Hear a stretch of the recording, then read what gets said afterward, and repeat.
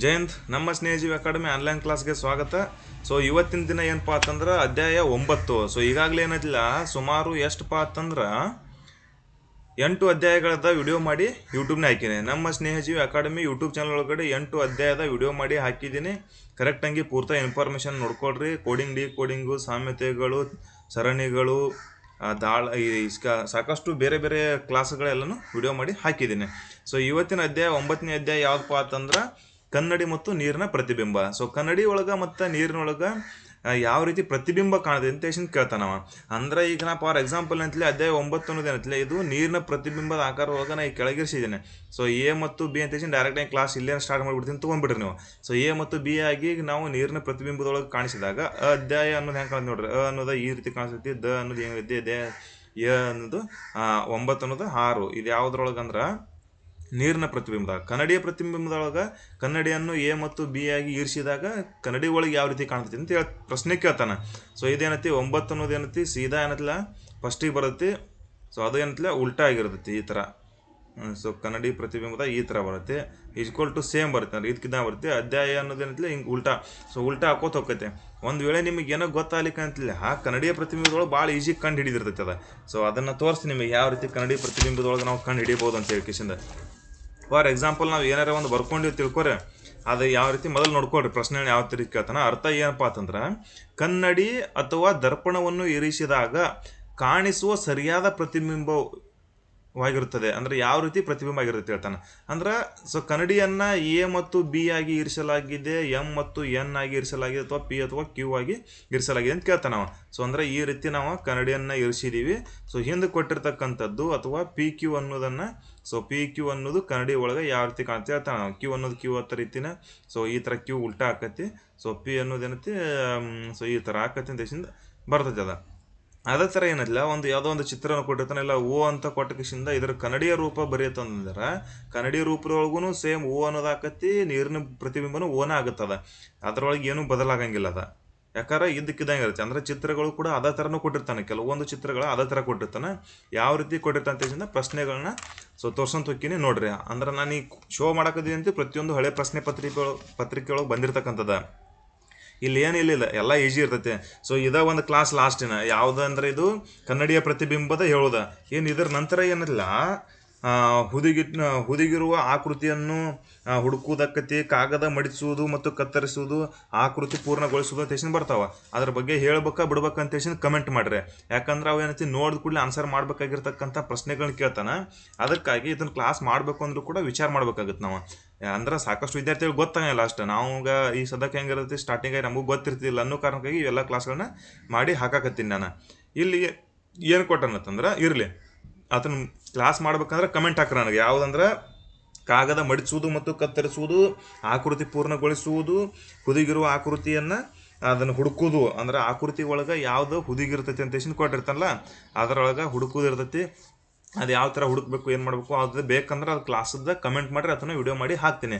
ಇರ್ಲಿಕ್ಕಂದ್ರೆ ಅದ್ರ ಕ್ಲಾಸ್ ಮಾಡೋಂಗಿಲ್ಲ. ಡೈರೆಕ್ಟಾಗಿ ಹಳೆಯ ಪ್ರಶ್ನೆ ಪತ್ರಿಕೆಗಳದ್ದೇನೈತಿಲ್ಲ ರೀಸನಿಂಗ್ ಸಂಬಂಧಪಟ್ಟಿರತಕ್ಕಂಥ ಪ್ರತಿಯೊಂದು ಪ್ರಶ್ನೆ ಪತ್ರಿಕೆಗಳೇನೈತಿ ಬಿಡ್ಸಾಕ ತಯಾರಿಯನ್ನು ಸ್ಟಾರ್ಟ್ ಮಾಡ್ತೀನಿ ಮುಂದೆ ನೆಕ್ಸ್ಟ್. ಸೊ ಓಕೆ, ಏನು ನೋಡ್ಕೊಳ್ರಿ. ಕೊಟ್ಟಿರೋ ಚಿತ್ರದ ಬಲಭಾಗದಲ್ಲಿ ಅಂದ್ರೆ ಕೊಟ್ಟಿರೋ ಚಿತ್ರಕ್ಕೆ ಏನೈತಿಲ್ಲ ಬಲಭಾಗದಾಗ ಇಟ್ಟ ಅಂತ ಹೇಳ್ತಾನವ. ಅಲ್ಲಿ ಏನು ಮಾಡಿರ್ತಾನೆ ರೀ, ಬಲಭಾಗದಾಗ ಇರ್ತಾನೆ ಅಥವಾ ಎಡಭಾಗದಾಗ ಇಡ್ಬೋದು. ಪಿ ಕ್ಯೂ ಎಂಬ ಕನ್ನಡಿಯನ್ನು ಇರಿಸಿದಾಗ ಕಾಣಿಸುವ ಸರಿಯಾದ ಪ್ರತಿಬಿಂಬ ಹೇಳ್ತಾನೆ. ಪಿ ಕ್ಯೂ ಅನ್ನೋದೊಂದು ಕನ್ನಡಿಯನ್ನು ಇಡ್ತಾನೆ. ಸೊ ಫಾರ್ ಎಕ್ಸಾಂಪಲ್ ಇದು ಕನ್ನಡಿ ತಿಳ್ಕೊರಿ. ಇದನ್ನು ಮ್ಯಾಗ ಪಿ ಅಂತ ಬರ್ತಾನೆ, ಕೆಳಗೆ ಕ್ಯೂ ಅಂತ ಬರ್ತಾನೆ. ಈ ಥರ ಇರ್ಸಾನೆ ಅಂತ ಹೇಳ್ತಾನೆ. ಇದರ ಪ್ರತಿಬಿಂಬ ಯಾವ ರೀತಿ ಬರುತ್ತೆ ಅಂತ ಹೇಳ್ತಾನೆ ನಾವು ಕನ್ನಡಿ ಒಳಗೆ. ಸೊ ಕನ್ನಡಿ ಒಳಗೆ ಏನಿಲ್ಲ ಸೊ ಸೇಮ ಇದು ಫಸ್ಟಿಗೆ ಬರುತ್ತೆ. ಅಂದರೆ ಇದು ಕಡೆ ಇತ್ತಲ್ಲ ಅಪೋಸಿಟ್ ಆಕೈತಿ. ಬಾನು ಚಿನ್ನ ಈ ಕಡೆ ಬರುತ್ತೆ, ಬಾನು ಚಿನ್ನ ನೋಡ್ಕೋಬೇಕು. ಸೊ ಮುಂದೆ ಸೇಮ್ ಏನೈತಿ ಈ ಕಡೆ ಇದನ್ನು ಮಾಡಿ ಈ ಥರ ಆಗುತ್ತೆ. ಸೊ ನೋಡ್ರಿ ಆನ್ಸರ್ದಾಗ ಏನೈತಿ ಫಸ್ಟ್ನೇ ಆಪ್ಷನ್ ಐತೆ. ಸೊ ಇದೇ ಥರ ನೋಡ್ರಿ ಬಾಣಚಿನ್ನ ಮುಂದಿರೋದು ಇಲ್ಲೊಂದೈತಿ. ಆದ್ರೆ ಏನೈತಿಲ್ಲ ತ್ರಿಭುಜದ ಮುಖ ಏನೈತಿ ಮೇಲ್ಮುಖ ಇದೈತಿ, ಬೇಸ್ ಇಲ್ಲಿ ಬಂದೈತಿ. ಸೊ ಇಲ್ಲಿ ಏನೈತಿ ಮೇಲ್ಮುಖ ಟಚ್ ಮಾಡ್ಯಾನ ನಾವು ಬಾಣಚಿನ್ನಕ್ಕೆ. ಸೊ ಇಲ್ಲಿ ಬೇಸ್ ಏನೈತಿ ಕೆಳಗೆ ಕೊಟ್ಟಾನ. ಅಂದಾಗ ಇದು ಸರಿಯಾದ ಆನ್ಸರ್. ಇದು ಯಾವುದಂದ್ರೆ ಕನ್ನಡಿಯ ಪ್ರತಿಬಿಂಬ ಅಂತ. ನೀರಿನ ಪ್ರತಿಬಿಂಬದೊಳಗೆ ಯಾವ ರೀತಿ ಬರುತ್ತೆ ಅಂದ್ರೆ ಇದ್ದಕ್ಕಿದ್ದಂಗೆ ಸೇಮ್ ಕೆಳಗೆ ಬರುತ್ತೆ, ಅದು ಏನು ಬದಲಾಗಂಗಿಲ್ಲ ಅದ. ಸೊ ಇದೇನು ಬದಲಾಗಂಗಿಲ್ಲ, ಇದ್ದಕ್ಕಿದ್ದಂಗೆ ನೀರಿನ ಪ್ರತಿಬಿಂಬ ಏನೈತಿ. ಸೊ ಪಿ ಕ್ಯೂ ನೀರಿನ ಪ್ರತಿಬಿಂಬ ಅಂತ ತಿಳ್ಕೊಡ್ರಿ, ಇದು ಸೇಮ್ ಅಂದ್ರೆ ಇದ್ರೊಳಗನೆ ಹೇಳಕತ್ತೇನೆ ಅಂತ. ಇನ್ನೊಂದು ನಿಮಗೆ ಹೇಳ್ಬೇಕತ್ತಂದ್ರೆ, ಫಾರ್ ಎಕ್ಸಾಂಪಲ್ ನಾವೇನತ್ತಿಲ್ಲ ಒಂದು ಯಾವುದೋ ಒಂದು ಅಕ್ಷರವನ್ನು ಕೊಡ್ತಾನೆ ಯಾವುದಂದ್ರೆ ಗೋ ಗೋ ಅಂತ ಹೇಳಿ ಕೊಟ್ಟಿರ್ತೀವಿ. ಅದನ್ನು ಪ್ರತಿಬಿಂಬ ಕೇಳ್ತಾನೆ, ಎಲ್ಲ ಕನ್ನಡಿ ಪ್ರತಿಬಿಂಬ ಕೇಳ್ತೀವಿ. ಅದನ್ನು ಏನೂ ಮಾಡೋಂಗಿಲ್ಲ, ಪೇಜ್ ಹಿಂಗೆ ಬರ್ಕೋದು ನೀವು, ಯಾವುದೋ ಅಕ್ಷರ ಇರಲಿ, ಯಾವುದೋ ಅಕ್ಷರ ಇರಲಿ. ಸೊ ಗುಡ್ ಅನ್ನೋದೈತಿ ತಿಳ್ಕೊರಿ, ಗುಡ್ ಅನ್ನೋದು ಏನಿಲ್ಲ. ಸೊ ಇದು ಪ್ರತಿಬಿಂಬ ಕೇಳಿದಾಗ ಏನೈತಿ ಅದನ್ನು ಬರ್ಕೋದು ನೀವು, ಒಂದು ಹಾಳೆ ಬರ್ಕೊಂಡು ಕಿಶಿಂದ ಸೊ ಇಲ್ಲಿ ಬರ್ಕೊಂಡಿದ್ದು ಏನಿಲ್ಲ ಅದನ್ನು ಹಿಂಗೆ ತಿರ್ಸಿ ನೋಡೋದು ಬರೇ. ಸೊ ಅದನ್ನು ಹಿಂದಿನ ಬಾಜು ಗೊತ್ತಾಗ್ಬಿಡುತ್ತೆ ಅದರ ಪ್ರತಿಬಿಂಬ ಐತಿಲ್ಲ. ಅಂದ್ರೆ ಯಾವ ರೀತಿ ಕನ್ನಡಿ ಒಳಗೆ ಹಿಡಿದಾಗ ಫಸ್ಟಿಗೆ ಯಾವ್ದು ಬರುತ್ತೆ ಹಿಂಗೆ ಅದನ್ನೆಲ್ಲ ಗೊತ್ತಾಗ್ಬಿಡುತ್ತೆ, ಅದು ಈ ಥರ ಬರುತ್ತೆ ಅದು. ಓಕೆ, ಅದಕ್ಕೆ ಅಂತಿಲ್ಲ, ಅದು ಹಿಂದಿನ ಬಾಜು ಹಿಂಗೆ ಬರೀ ಪೇಜ್ ತಿರ್ಸಿ ಅಂದ್ರೆ ಸೇಮ್ ಬರುತ್ತೆ ಅಂತಿಲ್ಲ ನೋಡ್ರಿ. ಇದು ಸೇಮ್ ಐತಿ ಆಲ್ಮೋಸ್ಟ್ ಆಗಿ 2023-22 ಮೊದಲೇನೈತಿ ಅಕ್ಷರಗಳನ್ನ ಕೇಳ್ತಿದ್ದೆ. ಸೊ ಅಲ್ಫಾಬೆಟ್ ಅಕ್ಷರಗಳನ್ನ ಬರೆದು ಅದ್ರೊಳಗೆ ನಂಬರ್ಗಳನ್ನು ಬರೆದು ABC 29 LM QN 2 ಈ ಥರ ಬರೆದು ಇದರ ಕನ್ನಡಿಯ ಪ್ರತಿಬಿಂಬ ಹೇಳ್ರಿ ಅಂತ ಹೇಳ್ತಿದ್ದವ. ಆದರೆ ಈಗೇನು ಮಾಡಕತ್ತಾನ, ಜಾಸ್ತಿ ಚಿತ್ರನ ಕೊಡಕತ್ತಾನ. ಈಗ 2024 ಹಾಗೂ 25 ಏನೈತಿಲ್ಲ ಆಲ್ಮೋಸ್ಟ್ ಆಗಿ ಚಿತ್ರಗಳನ್ನ ಕೊಟ್ಟ, ಅದು ಭಾಳ ಕಡಿಮೆ ಕೊಡಕತ್ತಾನ. ಯಾರು ಕೆಲವೊಬ್ರಿಗೆ ಬಂದಾವ, ಕೆಲವೊಬ್ರಿಗೆ ಬಂದಿಲ್ಲ ಇರಲ್ಲ. ಸೊ ಇದಂತೂ 2 ಮಾರ್ಕ್ಸ್ ಫಿಕ್ಸ್ ಇರ್ತೈತಿ, ಅದ್ರ ಸಂಬಂಧ ಕರೆಕ್ಟಾಗಿ ನೋಡ್ಕೊಡ್ರಿ. ರೇಖಾಕೃತಿಯ ಬಲಭಾಗದಲ್ಲಿ ಇಟ್ಟ ಅಂತ ಹೇಳ್ತಾನೆ ನಾವು ಕನ್ನಡಿ. ಏನತ್ತಿಟ್ಟ ಅಂದ್ರೆ MN ದರ್ಪಣವನ್ನು ಇರಿಸಲಾಗಿದೆ. ಏನಂತೇಶಿಂದ ಸೊ ದರ್ಪಣವನ್ನು ಇಟ್ಟಿದ್ದಾರೆ ಇವರು, MN ಅನ್ನೋದು. ಅದರೊಳಗೆ ಪ್ರತಿಬಿಂಬ ಹೇಳ್ತಾನವ. ಸೊ ಇದು ನೋಡ್ಕೊಡ್ರಿ, ಇದು ಬಾಣಚಿನ್ ಈ ಕಡೆ ಐತಿ, ಈ ಕಡೆ ಐತಿ. ಸೊ ಗೋಲ್ 2 ಕಡೆ ಅದಾವ. ಸೊ ಇದು ತ್ರಿಭುಜ ಐತಿ ಅಂದಾಗ ಏನೈತಿಲ್ಲ, ತ್ರಿಭುಜನೂ ಬದಲಾಗಂಗಿಲ್ಲ. ಸೊ ತ್ರಿಭುಜನೂ ಬದಲಾಗಂಗಿಲ್ಲ, ಸೇಮ್ ಬರುತ್ತೆ. ಸೊ ಮ್ಯಾಗ ಗೆರಿ ಇದಕ್ಕಿದ್ದಂಗೆ ಇರ್ಬೇಕು, ಅದು ಗೆರಿ ಏನೂ ಬದಲಾಕೈತಿ ಇಲ್ಲ.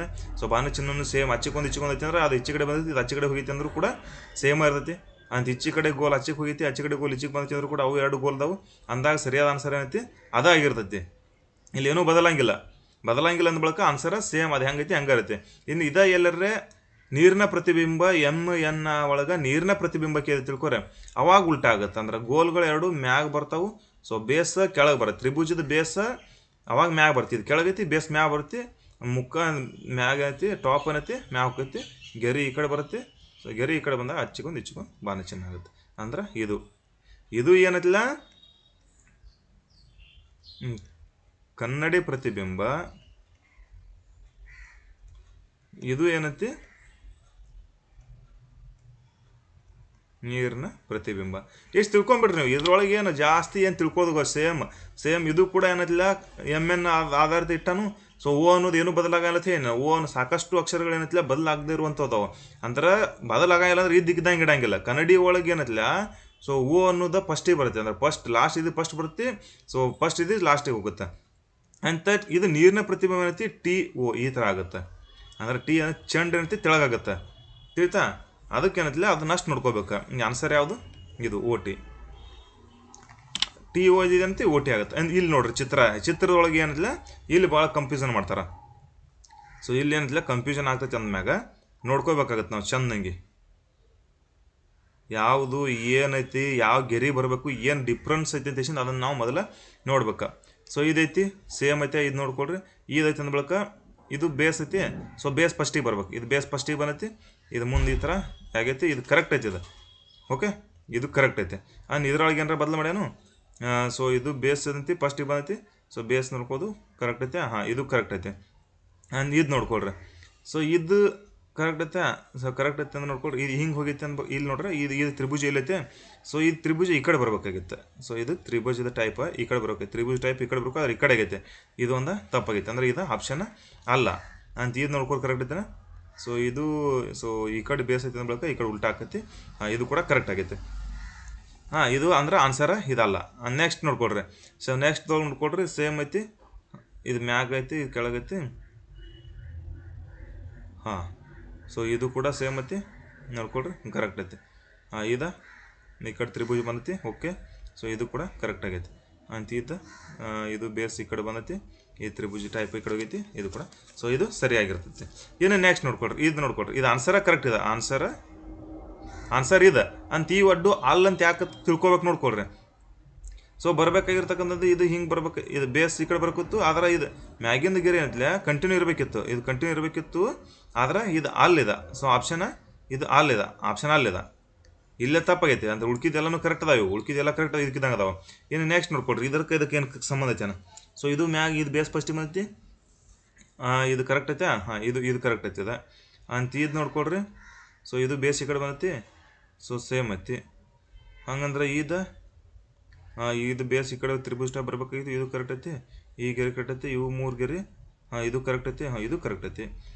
ಹಂಗಂದ್ರೆ ಇಲ್ಲಿ ಏನು ಬದಲಾಗೈತಿ? ಸೊ ಇಲ್ಲಿ ಏನು ಬದಲಾಗೈತಿ ಅದನ್ನು ನೋಡ್ಕೋಬೇಕ್ರಿ.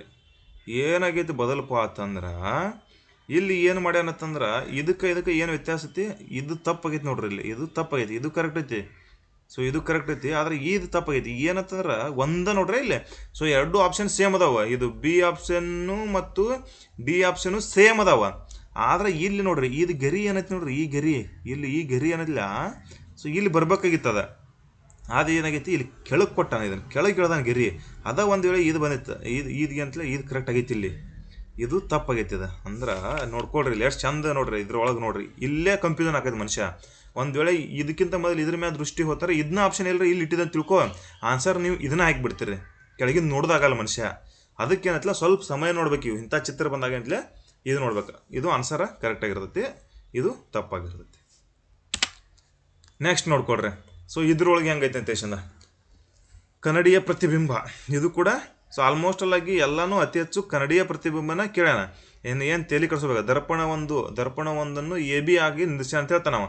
ಸೊ ಎ ಬಿ ಆಗಿ ನಿಲ್ಲಿಸಿ ಅಂದ ಬಳಿಕ ಇದು ಯಾವ ಥರ ಐತೆ ಅಂತೇಶಂದ ನೋಡ್ಕೊಳ್ರಿ. ಇದು ಈ ಕಡೆ ಬಂದೈತಿ ಮುಖ ಅಂದ್ರೆ ಇದು ಈ ಕಡೆ ಆಗ್ಬೇಕು, ಅಂದ್ರೆ ಇದ್ರೊಳಗೆ ಯಾವ್ಯಾವ ಆಗ್ಬೇಕು, ಇದಂತರೂ ಆಪ್ಷನ್ ಅಲ್ಲ. ಸೊ ಅಂದ್ರೆ ಇದು ಈ ಕಡೆ ಆಗ್ಬೇಕಾಗಿತ್ತು, ಇದು ಈ ಕಡೆ ಬಂತು, ಇದೊಂದು ಆಪ್ಷನ್ ಅಲ್ಲ.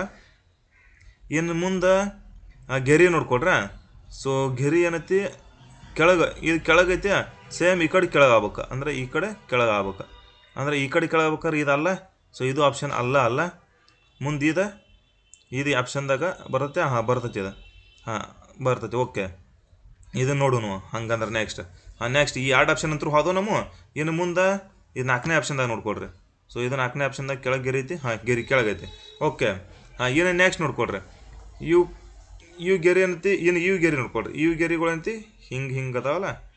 ಸೊ ಇದೇ ಥರ ಅದ ಅಂದ ಬಳಿಕ ಆಲ್ಮೋಸ್ಟ್ ಅಲ್ಲಿ ಇದೇ ಥರ ಅದ ಬಂದಕ್ಕೆ ಇದೇ ಥರ ಬರ್ಬೇಕು ಗೆರೆಗಳು.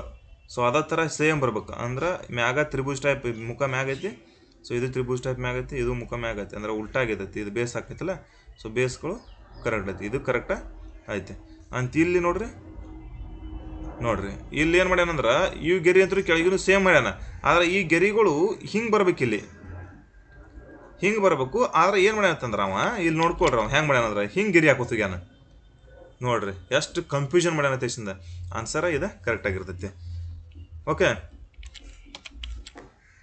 ಇಲ್ಲಿಗೆ ಈ ಕ್ಲಾಸನ್ನು ಎಂಡ್ ಮಾಡೋನು. ಇದ್ರೊಳಗೆ ಏನಿಲ್ಲ, ಇದೇ ಥರ ಚಿತ್ರಗಳ ಕಂಟಿನ್ಯೂ ಬರ್ತಿರ್ತಾವೆ. ಸೊ ಇದ್ರೊಳಗೆ ಏನು ಕನ್ಫ್ಯೂಸ್ ಆಗುವಂಥದ್ದು ಏನಿಲ್ಲ. ಇನ್ನು ನೆಕ್ಸ್ಟ್ ಕ್ಲಾಸ್ ಒಳಗೆ ಏನೈತಿ, ನಿಮಗೆ ಬೇಕಂದ್ರೆ ಕಾಗದ ಮಡಿಸುವುದು ಮತ್ತು ಆಕೃತಿಯನ್ನು ಹುಡುಕುವುದು ಮತ್ತು ಹುದುಗಿರೋ ಆಕೃತಿಯನ್ನು ಕಂಡು ಹಿಡಿಯೋದು, ಆ ಥರ ಪ್ರಶ್ನೆಗಳು ಬರ್ತಲ್ಲ, ಅದ್ರ ಕ್ಲಾಸ್ ಬೇಕಂದ್ರೆ ಅದನ್ನು ಮಾತ್ರ ಮಾಡಿ ಹಾಕ್ತಾನೆ. ಯಾಕಂದ್ರೆ ಎಲ್ಲನೂ ಸೇಮ್ ನಿಮ್ಮ ಮ್ಯಾಗ ಡಿಪೆಂಡ್ ಇರ್ತೈತಿ, ಅದನ್ನು ನೋಡಿ ಅಲ್ಲೇ ಥಿಂಕ್ ಮಾಡಿ ಹಾಕುವಂತ ಇರ್ತೈತಿ. ಕಾಗದದ ಒಂದೇನೈತಿ ಮಡಿಸಿ ಅದು ಹೇಳ್ಬೇಕಾಕೈತಿ, ಅದನ್ನು ಮಡಿಸಿ ಹೇಳ್ತಾನೆ, ಅಂದ್ರೆ ಯಾವ ರೀತಿ ಮಡಿಸ್ಬೇಕು, ಯಾವ ರೀತಿ ತಿರ್ಸ್ಬೇಕು, ಏನಂತ ಇರ್ತೈತಿಲ್ಲ. ಅದ್ರ ಬಗ್ಗೆ ಬೇಕಾ ಅಂದ್ರೆ ಅದನ್ನು ವಿಡಿಯೋ ಮಾಡಿ ಹಾಕ್ತೀನಿ. ಇರ್ಲಿಕ್ಕಂದ್ರೆ ಏನೈತಿ, ಸೀದಾ ಡಿಕೋಡಿಂಗ್ ಸಂಬಂಧಪಟ್ಟಿರ್ತಕ್ಕಂಥ ಹಳೆ ಪ್ರಶ್ನೆ ಪತ್ರಿಕೆಗಳನ್ನ ತೊಗೊಂಡು ಏನೈತಿಲ್ಲ ಪ್ರತಿಯೊಂದು ಇಲ್ಲಿವರೆಗೂ ಟಾಪಿಕ್ ಎಲ್ಲ ಏನಿಲ್ಲ ಅದನ್ನೆಲ್ಲನೂ ಕರೆಕ್ಟಾಗಿ ಡಿಸ್ಕಸ್ ಮಾಡ್ಕೊತಾ ಹೋಗ್ತೀನಿ.